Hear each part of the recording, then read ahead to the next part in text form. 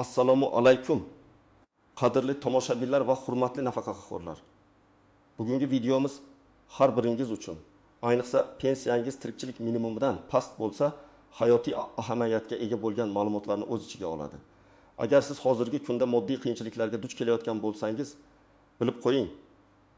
Davlat sizga qo'shimcha yordam berish majburiyatini olgan va bu sizning qonuniy huquqingizdir. Bu ma'lumotlar hayotingizni tubdan o'zgartirishi, moddiy ahvolingizni sezilarli darajada yaxshilashi mumkin. Uni bilish har bir nafaqaxo'r uchun o'ta muhimdir. Chunki ko'pchilik bu imkoniyatdan bexabar. Shuning uchun iltimos videoni oxirigacha diqqat bilan tomosha qiling. Kanalimizga hoziroq obuna bo'ling, videoga like bosing va do'stlaringiz bilan ulashing. Chunki bu ma'lumot juda ko'p insonlarga, ayniqsa yoshi ulug' onaxon va otaxonlarimizga yordam berishi mumkin. Har bir like va obuna bizning jamiyatimizga foydali ma'lumotlar yetkazishimizga katta yordam beradi. Keling, darhol asosiy mavzuga o'taylik. Muammoning mohiyati shundaki, mamlakatimizda tirikchilik minimumi degan tushuncha mavjud. Bu oddiy qilib aytganda bir insonning hayotini saqlab qolishi va minimal darajada yashash uchun zarur bo'lgan eng kam miqdordagi mablag'dir. Bu miqdor har bir shaxsning ovqatlanishi, kiyim-kechak, kommunal xizmatlar va boshqa eng zarur xarajatlarni qoplashga yetishi kerak deb hisoblanadi. Ilgari afsuski, ko'plab nafaqaxo'rlarimizning pensiyasi aynan shu tirikchilik minimumidan past bo'lardi va bu holatda davlat tomonidan avtomatik ravishda qo'shimcha mablag' ajratish mexanizmi aniq belgilanmagan edi. Ya'ni inson pensiyaga chiqqandan so'ng uning oladigan miqdori qancha bo'lsa, shunga rozi bo'lishga majbur edi. Garchi bu miqdor uning eng elementar ehtiyojlarini qoplay olmasa ham. Bu holat ayniqsa qishloq joylarda yashovchi, uzoq yillar kolxoz-sovxozlarda ish stajiga ega bo'lgan, ammo maoshi past bo'lgan va shuning uchun pensiya hisob-kitobi ham past chiqqan fuqarolarimiz orasida keng tarqalgan edi. Ular o'zlarining hayotini qanday o'tkazish haqida ko'p o'ylanishga majbur bo'lishardi. Hozir vaziyat tubdan o'zgardi. Mamlakatimizda qonunchilik darajasida shunday bir kafolat joriy etildiki, endilikda hech bir nafaqaxo'rning pensiyasi tirikchilik minimumidan past bo'lishiga yo'l qo'yilmaydi. Bu degani, agar sizning pensiyangiz miqdori belgilangan tirikchilik minimumidan kam bo'lsa, davlat sizga o'sha miqdorga yetkazish uchun qo'shimcha mablag' ajratadi. Bu avtomatik ravishda amalga oshirilmaydi, ammo sizning arizangizga asosan amalga oshiriladi. Bu nafaqat shunchaki pensiya oshishi emas, balki davlat tomonidan berilgan fundamental ijtimoiy kafolatdir. Bu har bir fuqaroning qadr-qimmatini e'tirof etish va ularning minimal yashash sharoitlarini ta'minlashga qaratilgan muhim qadamdir. Bu o'zgarishlar ayniqsa uzoq yillar xizmat qilgan, lekin endi moddiy qiyinchiliklarga duch kelgan insonlar uchun katta yordam bo'ladi. Hukumatning bu qarori har bir fuqaroni ijtimoiy himoya qilish va ularga munosib qariyalikni ta'minlashga qaratilgan jiddiy sa'y-harakatlarning bir ko'rinishidir. Keling, bu masalani yanada chuqurroq ko'rib chiqamiz. Nimalarni bilishimiz kerakligini, kim tashvishlanishi kerak va kimning bu masalada ortiqcha xavotir olishiga hojat yo'qligini aniqlashtiramiz. Birinchi navbatda bilishingiz kerak bo'lgan narsa bu tirikchilik minimumining aniq miqdori. Bu ko'rsatkich hukumat tomonidan ma'lum vaqt oralig'ida odatda yiliga bir necha marta qayta ko'rib chiqiladi va yangilanadi. Misol uchun aytaylik, hozirda respublikamizda bir kishi uchun tirikchilik minimumi bilgan 1 million so'm etib belgilangan bo'lsin. Bu shunchaki bir misol. Aniq raqamni doimiy ravishda Davlat statistika qo'mitasi yoki pensiya jamg'armasi rasmiy veb saytlaridan tekshirib borishingizni tavsiya qilaman. Bu miqdor doimiy emas, aytsa qarab o'zgarib turishi mumkinligini ham unutmaslik kerak. Xo'sh, kimga bu qoida taalluqli? Bu qoida umumiy holda jismoniy shaxslarning, ya'ni har bir nafaqaxo'rning shaxsiy pensiyasi yoki boshqa davlat tomonidan beriladigan doimiy nafaqa tirikchilik minimumidan past bo'lgan holatlarda qo'llaniladi. Muhimi shundaki, sizning umumiy oylik daromadingiz hisobga olinadi. Agar siz nafaqa olsangiz va shuningdek boshqa davlat tomonidan beriladigan doimiy ijtimoiy to'lovlar, masalan, nogironlik nafaqasi yoki boquvchisini yo'qotganlik nafaqasi ham olsangiz, bularning barchasi jamlanib hisoblanadi. Kim xavotir olmasligi kerak? Agar sizning hozirgi pensiya miqdoringiz yoki umumiy davlat to'lovlaringiz yig'indisi belgilangan tirikchilik minimumiga yetgan yoki undan oshgan bo'lsa, sizga qo'shimcha murojaat qilishning hojati yo'q. Shuningdek, agar sizning pensiyangiz past bo'lsa ham, lekin sizda boshqa davlatga aloqador bo'lmagan sezilarli daromad manbalari, masalan, ijara daromadi, biznesdan foyda yoki farzandlaringiz tomonidan doimiy katta miqdorda pul yordami bo'lsa, bu holatda ham odatda bu dasturga to'g'ri kelmasligingiz mumkin. Biroq bu ma'lumotni pensiya jamg'armasining hududiy bo'limlaridan aniqlashtirgan ma'qul. Chunki dasturning asosiy maqsadi aholining eng zaif qatlamini ijtimoiy himoya qilishdir. Endi esa bu qoidaning qanday ishlashini tushunish uchun bir nechta aniq hayotiy misollarni ko'rib chiqaylik. Birinchi misol: opaxon Nafisa 7 yoshda. U uzoq yillar paxta dalalarida ter to'kib ishlagan. Uning rasmiy ish staji yetarli. Ammo maoshi juda past bo'lganligi sababli uning oylik pensiyasi 8 million so'm etib belgilangan. Tasavvur qiling, hozirgi kunda bir kishi uchun tirikchilik minimumi 1 million so'mni tashkil etadi. Ko'rinib turibdiki, Nafisa opaning pensiyasi tirikchilik minimumidan 200 million so'mga kam. Bu holatda Nafisa opa pensiya jamg'armasiga yoki davlat xizmatlari markaziga murojaat qilsa, uning pensiyasi tirikchilik minimumi darajasiga, ya'ni 20 ming so'mga yetkazib beriladi. Ya'ni u har oy 200 ming so'm miqdorida qo'shimcha mablag' oladi. Bu mablag' uning non, yog', meva-cheva xarid qilishiga, dori-darmon xarajatlarini qoplashiga ancha yordam beradi. Ikkinchi misol: ota Bahodir 65 yosh, uzoq yillar haydovchilik qilgan. Pensiyasi 901 million so'm. Uning rafiqasi ona Zuhra 63 yosh, u ham nafaqaxo'r, uy bekorligi bilan shug'ullangan va faqat minimal stajga ega bo'lganligi sababli uning pensiyasi 700 million so'm. Tirikchilik minimumini 20 million so'm deb olsak, bu oilada har bir shaxs uchun alohida hisoblanadi. Bahodir otaning pensiyasi tirikchilik minimumidan 20 ming so'mga past. Zuhra onaning pensiyasi esa 300 ming so'mga past. Demak, ikkalasi ham alohida murojaat qilib, har biri o'zining pensiyasini tirikchilik minimumiga yetkazishni so'rashi mumkin. Bahodir ota 70 ming so'm, Zuhra ona esa 300 ming so'm qo'shimcha pul olish huquqiga ega bo'ladi. Shunday qilib, ularning har birining pensiyasi 20 ming so'mga yetkaziladi. Bu ayniqsa ikki nafaqaxo'r yashovchi oilalar uchun juda muhim. Chunki bitta odamning daromadi past bo'lsa ham, ikkinchisining baribir har bir shaxsning shaxsiy huquqi saqlanib qoladi. Uchinchi misol: nogironligi bo'lgan shaxs Jamshid 25 yoshda. U 4 yoshida baxtsiz hodisa tufayli nogiron bo'lib qolgan va unga umrbod nogironlik pensiyasi tayinlangan. Uning oylik pensiya miqdori 75 million so'm. Uning ahvolini inobatga olsak, tirikchilik minimumi 1 ming so'm bo'lgan holda Jamshid ham 2,5 ming so'm miqdorida qo'shimcha pul olish huquqiga ega. Bu uning dori-darmon, maxsus ehtiyojlar va boshqa xarajatlarni qoplashda katta yordam beradi. Nogironligi bo'lgan shaxslar uchun bu ayniqsa muhimdir.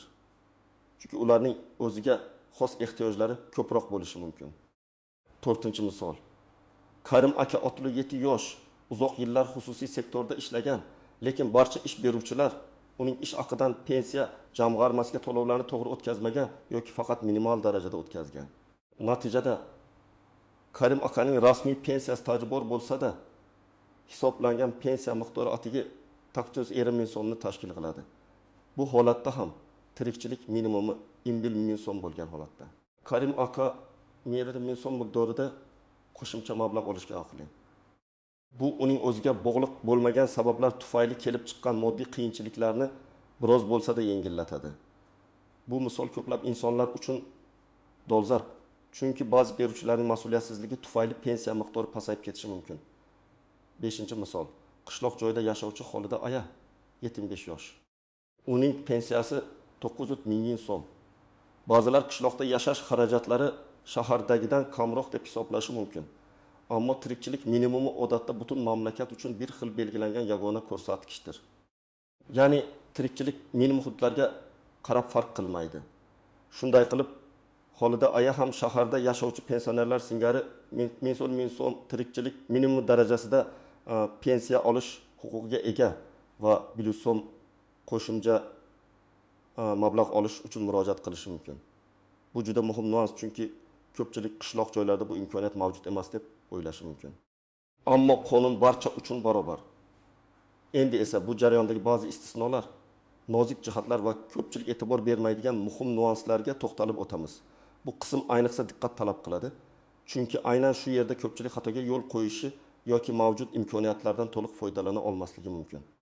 Birinchi va eng muhim nuans: bu qo'shimcha to'lovlar avtomatik tarzda tayinlanmaydi. Ko'pchilik pensiyam kam ekan, demak davlat o'zi oshirib beradi deb o'ylaydi. Afsuski bunday emas. Bu tizim sizning arizangizga asosan ishlaydi. Ya'ni siz pensiya jamg'armasining hududiy bo'limiga yoki davlat xizmatlari markaziga shaxsan murojaat qilib, tegishli ariza yozishingiz shart. Agar siz murojaat qilmasangiz, sizga qo'shimcha mablag' to'lanmasligi mumkin. Bu davlat organlarining sizning moddiy ahvolingizni har bir holatda individual ravishda baholashga bo'lgan ehtiyojidan kelib chiqadi. Shuning uchun har bir fuqaroning o'zi faollik ko'rsatishi zarur. Ikkinchi muhim jihat boshqa daromad manbalari. Agar sizning pensiyangiz past bo'lsa ham, lekin sizda boshqa doimiy daromad manbalari bo'lsa-chi?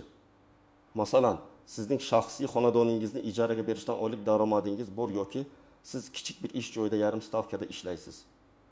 Bu holatda sizning umumiy daromadingiz hisobga olinadi. Agar ushbu boshqa daromadlar bilan birgalikda sizning umumiy daromadingiz tirikchilik minimumidan yuqori bo'lsa, sizga qo'shimcha to'lov belgilanmasligi mumkin. Ammo shuni ham tushunish kerakki, bu daromadlar qonuniy va rasmiy bo'lishi lozim. Qo'shnimiz har oy pul beradi yoki farzandim yordam beradi kabi norasmiy yordamlar odatda daromad sifatida hisoblanmaydi. Muhimi, faqat davlat tomonidan beriladigan nafaqalar va rasmiy daromadlar inobatga olinadi.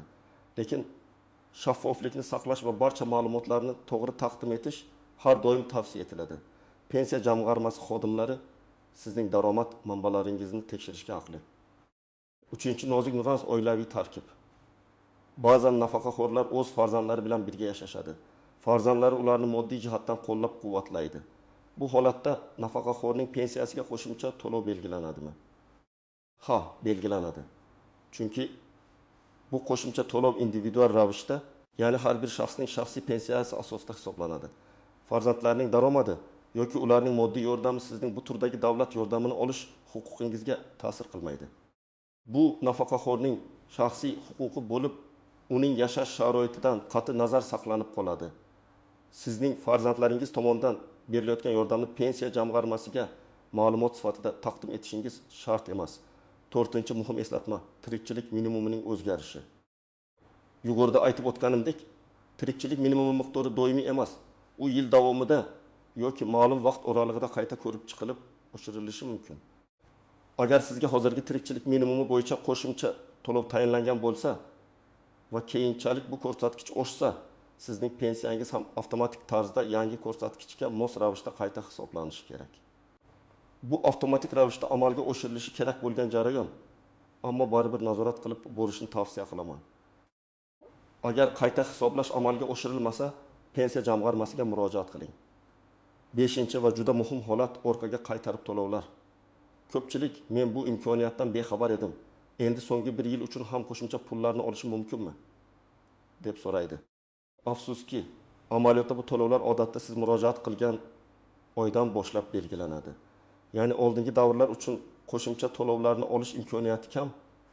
Shuning uchun ham men videoning boshida bu ma'lumotni darhol olish va harakat qilish muhimligini ta'kidladim.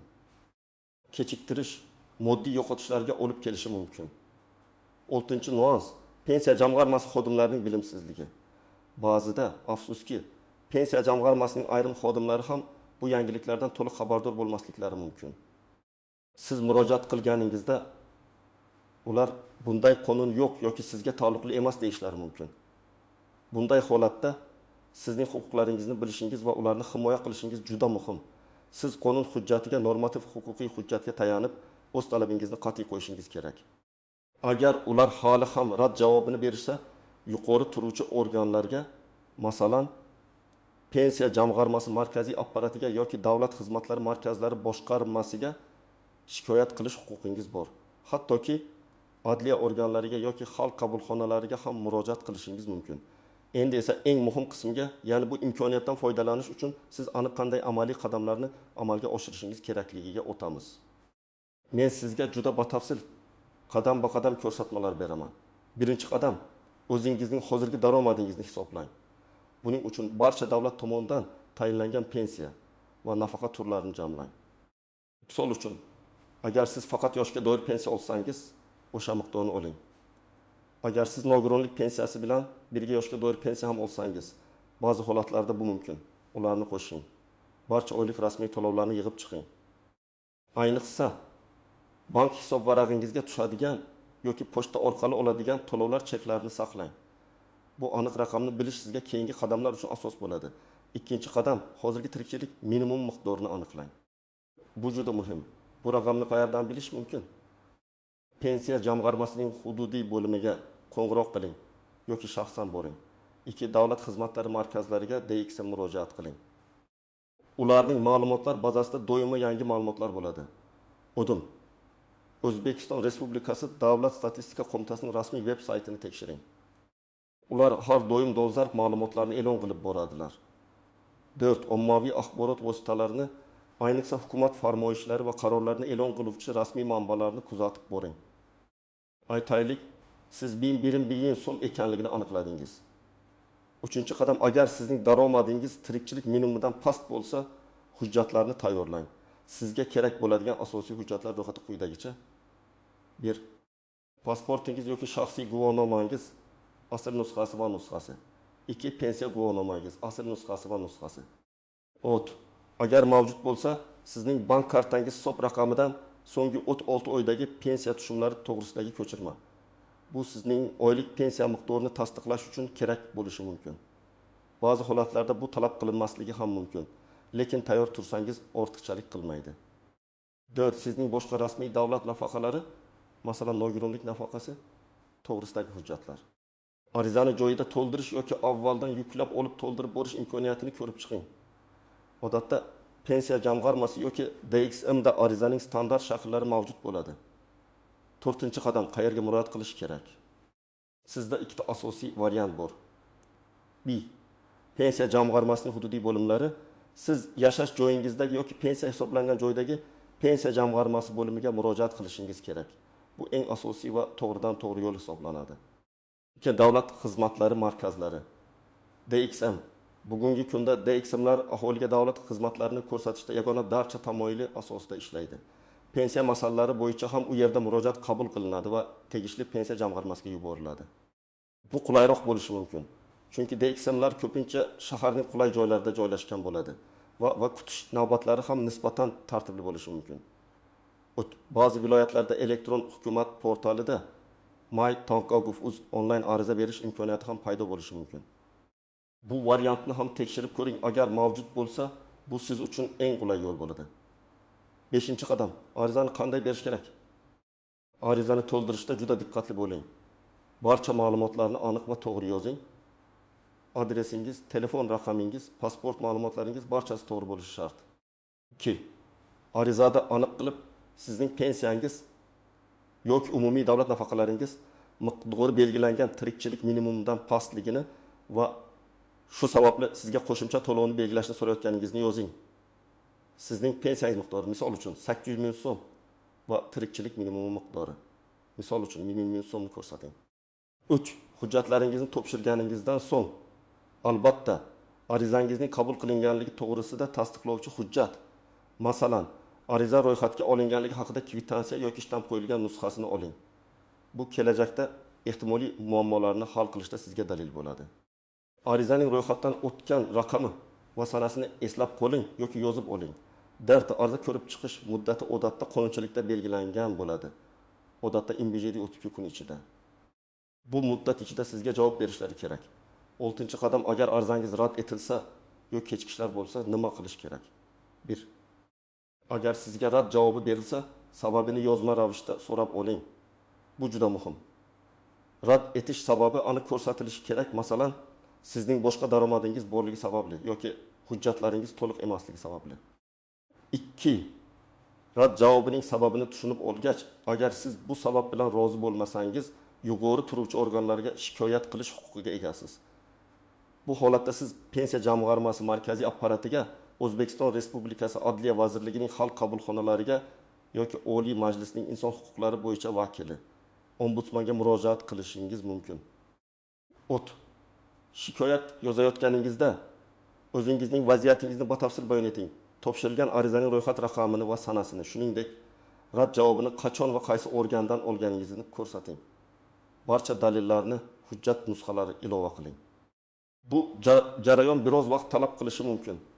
Lekin unutmaylikki, bu sizning qonuniy huquqingiz. Davlat sizning munosib qariyalikni ta'minlashga majbur. Har bir nafaqaxo'rning moddiy ahvolini yaxshilash jamiyatimizning asosiy vazifalaridan biridir. Aziz tomoshabinlar, esingizda bo'lsin, bu sizning huquqingiz. Davlat sizning moddiy ahvolingizni yaxshilashga kafolat beradi va siz bu imkoniyatdan foydalanishingiz kerak. Ko'pincha biz o'z huquqlarimizni bilmaganimiz yoki ularni talab qilishdan uyalganimiz uchun ko'p narsalardan mahrum bo'lamiz. Bugungi videoda aytilgan barcha maslahatlarga amal qiling va o'z huquqlaringizni himoya qiling. Umid qilamanki, bu ma'lumotlar siz uchun juda foydali bo'ldi. Fikrlaringizni va o'zingizning tajribangizni izohlarda yozib qoldiring.